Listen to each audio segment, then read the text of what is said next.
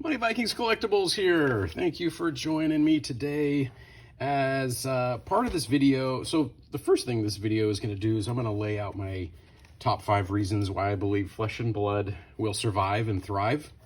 And I've been thinking about this a lot lately, especially with some of the shenanigans over at Wizards of the Coast and Magic, which I like as well.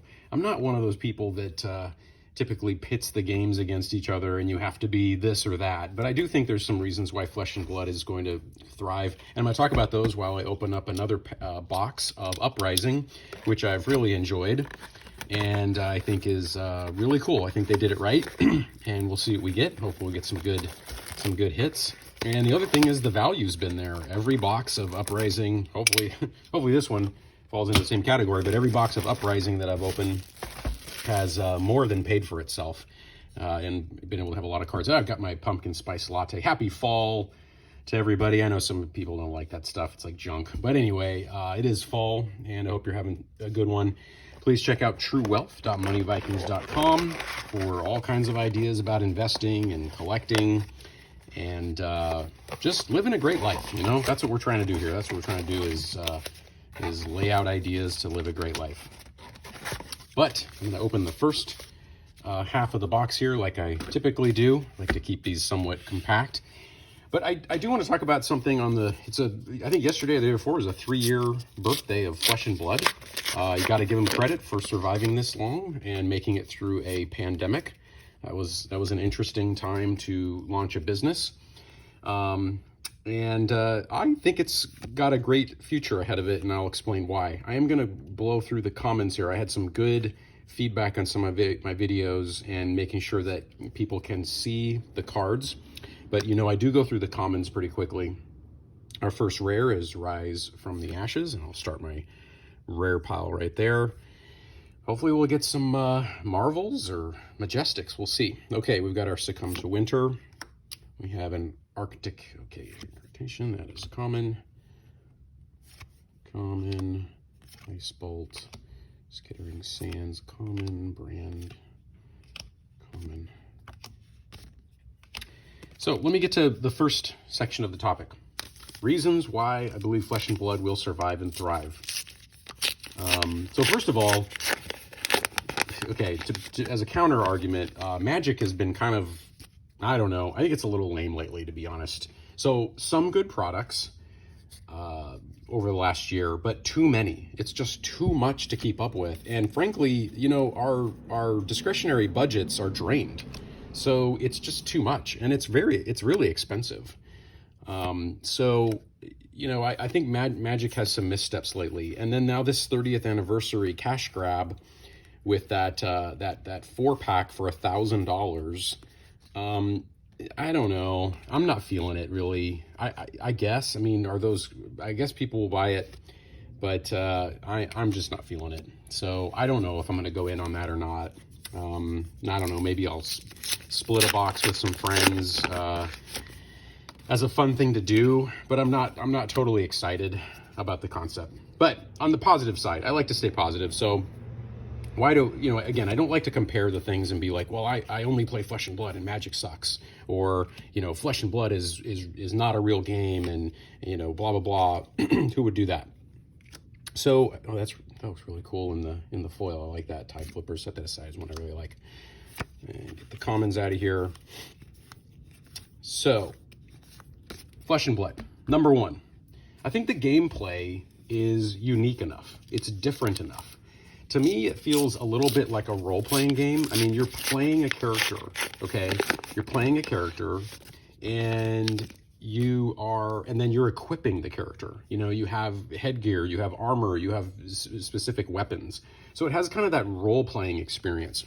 I get a little bit of that out of playing Commander. So I think that's pretty cool. But I've always enjoyed that aspect of gaming is the role-playing part and the kind of acting part. That's why I like Dungeons and Dragons so much. You know, there's that whole role-playing and acting and, you know, being something that you aren't in real life, you know, having that kind of fantasy. So I think one thing they could do in Flesh and Blood is I think they could expand on this aspect of it, and they probably will. But you know, it's pretty cool to be these characters, I think, fighting against another person. So I think that's a little bit different, you know, a little bit unique. So again, I think the way the game works is unique enough for a trading card game. It's not just a, you know, it's not just a copy of Magic where they've changed the name of, you know, it's not mana, it's energy, or, you know, or widgets or power or whatever. They haven't just changed some names. It has a unique, you know, structure to it. So I think that is important. So that's number one. Number two, I think they're now finding the right balance between collectors and players.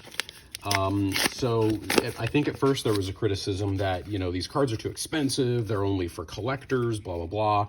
You know, I think a lot of that has to do with the fact that it's a young game. It's 3 years old as of yesterday. So in the beginning, when they're trying to launch, okay, our first, that's a rare, but our first Majestic is Hypothermia. So there we go. Got that right there. And oh, I love that in the foil. So bottom line is that I think now there is a balance between collectors and players. So if I wanted to be a casual player and I had no interest in collecting, I can pick up one of these Uprising boxes for like 65 bucks. It's totally affordable, okay? And I'll get a lot of different cards. But at the same time, if I'm a collector, I might even get a few cards that are quite valuable and may go up in value over time. So, oh, Erase Face. Here's one that's, I don't know, like maybe a $10 to $12 card. So there's an example. So that's a nice pull right there on the Majestic side. Rare. Okay. So I just think that is another, I think that's my second point there, is that you have a balance between collectors and players. And I think that it has to be playable and collectible, in my opinion, to have success long term. Number three, it's very interesting that Flesh and Blood is privately owned and is not like Wizards of the Coast or Hasbro, where it's publicly traded.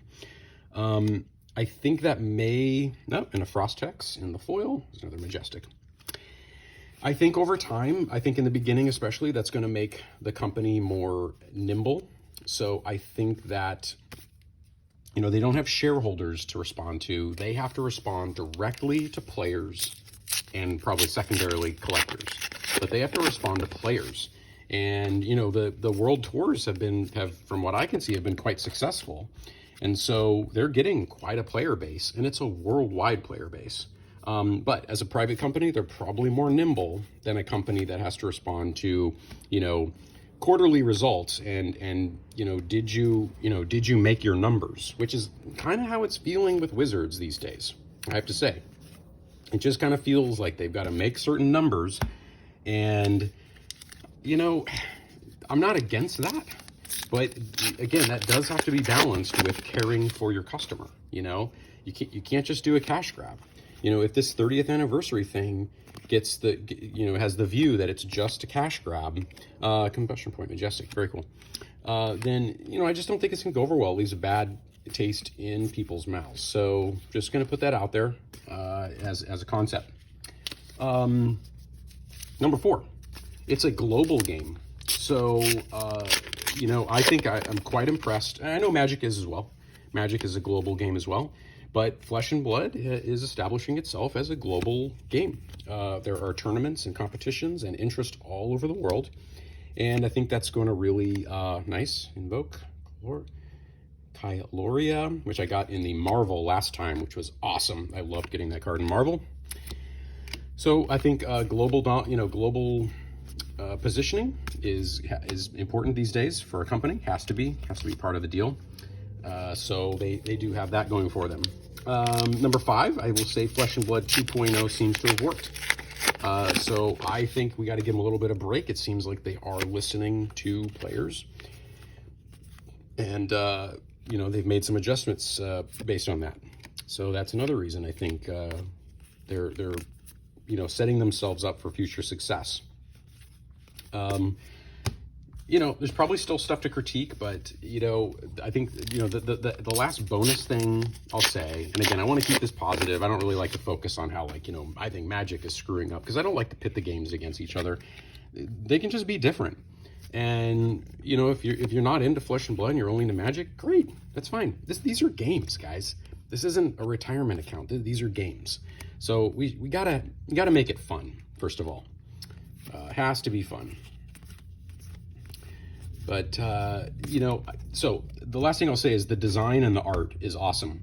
And so, you know, I'm actually going to keep, you know what, I'm going to blow through this right now as we speak. Let's just do this all in one fail swoop here. And I'm going to get through the commons really quickly. Let's just get the commons out of the way and get right to the good stuff. Rare, common. Ooh, that looks really nice in the foil there. It's really nice. So I don't know. That's my 2 cents, I guess, guys, on why I think Flesh and Blood is going to do well. I'm looking forward to Dynasty, and we'll see if they can, you know, keep up with their success. You know, it seems like they're going to do about 4 boxes, four product lines a year. So I think that's a very, very reasonable. Maybe it's a little bit on the low end. But you know, Magic, I think the word on the street is that they've gone too far in the other direction. So just too much, guys. It's too much coming at us at once. And you know, maybe I'm probably slower at this stuff, but you know, it takes me a little while to kind of wrap my brain around a set and kind of get used to it, play it a few times. So anyway, a few more packs left, and we will see if we get anything earth-shattering. I'm gonna blow through the commons like I do. Oh, wow, Majestic Insidious Chill.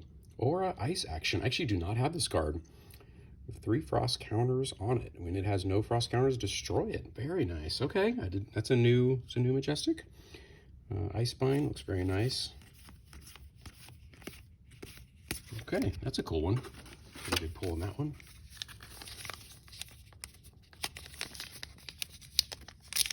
Okay, jeez.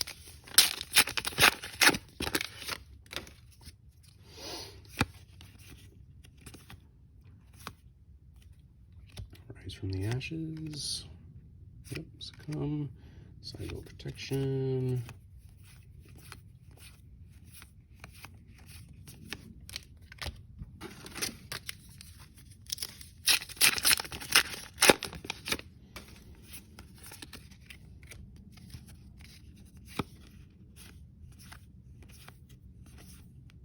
Okay, see a lot of those.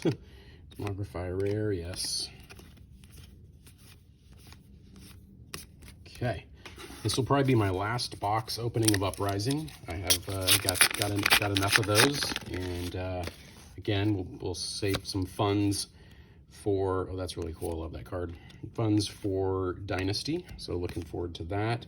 Okay, and an Invoke, Dominaya, Majestic, very nice.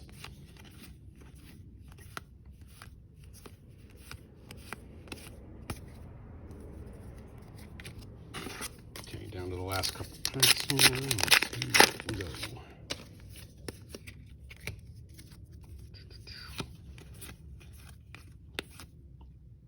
Bindle's Fighting Spirit. Yes, strategic planning.